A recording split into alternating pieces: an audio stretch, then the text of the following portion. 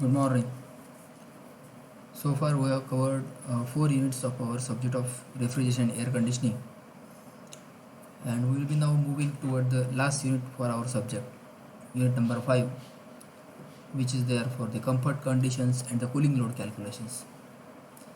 Now, as far as the word comfort conditions that we are taking into consideration, so it will be applicable only for the comfort of human beings. That is the first part of this particular topic, and the second part that deals with the identification of the different sources which makes the contribution for the cooling load for conditioning of an air for the enclosed space. Now let us first define what do we mean by a human comfort.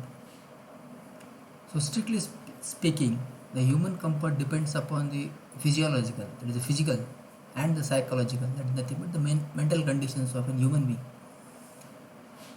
So broadly, it is very difficult to define the term that is known as the human comfort, because the comfort is nothing but say a relative term, and it may depend upon or may be governed by the various factors, such as the gender of a person, then the eating habits of that person, the clothing which are practiced by that particular person,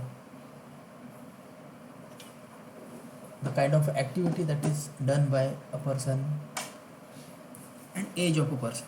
So these are some of the uh, properties, factors that affect the human comfort.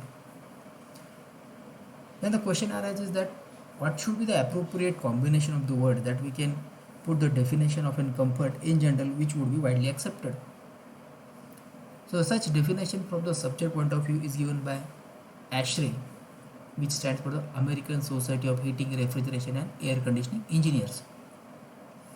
Now this society states that the human comfort is that condition of the mind which expresses the satisfaction with the thermal environment. Or in other words, we can say that whatever the heat generated by the human being, so that heat must be dissipated to the surrounding, or surrounding must be capable of absorbing the heat dissipated by the human body.